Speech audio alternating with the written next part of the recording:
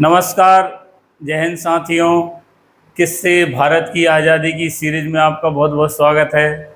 और आज हम बात करेंगे, पिछली वीडियो में हमने पिट्स इंडिया एक्ट के बारे में जाना, आज हम बात करेंगे चार्टर्ड एक्ट की।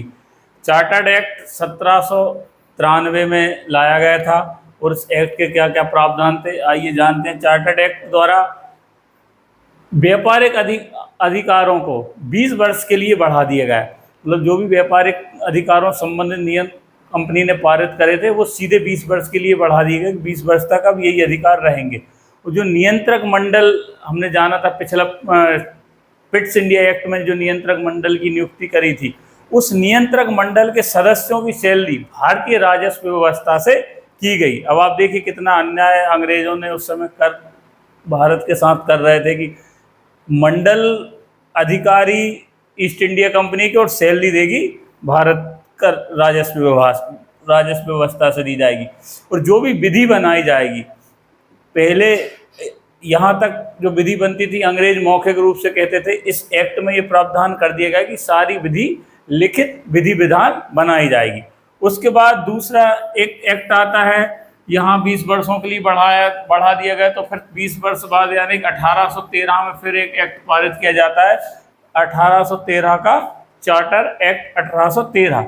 इस एक्ट में क्या होता है, इस एक्ट में कंपनी के एकाधिकार को समाप्त कर दिया जाता है। यहाँ तक क्या था कि कंपनी ने व्यवसाय के लिए अपना एकाधिकार निर्धारित कर रखा था और इसको समाप्त कर दिया गया कि अब कोई भी अंग्रेज भारत में व्यापार कर सकता है। अभी तक सिर्फ जो BIC British east India company व्यवसाय कर रही थी, सिर्फ उसको अधिकार था। इस एक्ट में वो अधिकार समाप्त करके सभी अंग्रेजों को भारत में व्यवसाय करने का अधिकार दे दिया गया। लेकिन चीनी और चाय, ये दो कंपनी ने इन दो वस्तुओं के लिए एक अधिकार अपने पास रखा। ये दो पर कंपनी का अधिकार रहेगा, बाकी अन्य वस्तुओं के साथ कोई भी अंग्रेज व्यवसाय कर सकता है। साथ ही जो गवर्नर जनरल नियुक्त करने हैं, बॉम्बे मद्रास कलकत्ता में, बॉम्बे मद्रास कलकत्ता के जो गवर्नर जनरल नियुक्त करने, उसकी नियुक्ति की स्वतंत्रता कंपनी को दे दी गई। लेकिन उसमें ब्रिटिश क्राउन की सहभागिता मांगी गई। और भारत में शिक्षा के प्रचार के लिए अगला क्या है, एक प्रावधान इसमें है कि भारत में शिक्षा के प्रचार के लिए 1 लाख रुपए की वार्षिक आय व्यय करने का प्रावधान किया गया।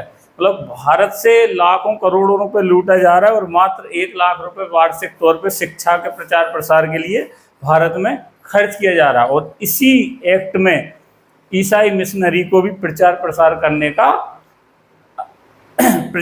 करने की अनुमति मिल गई।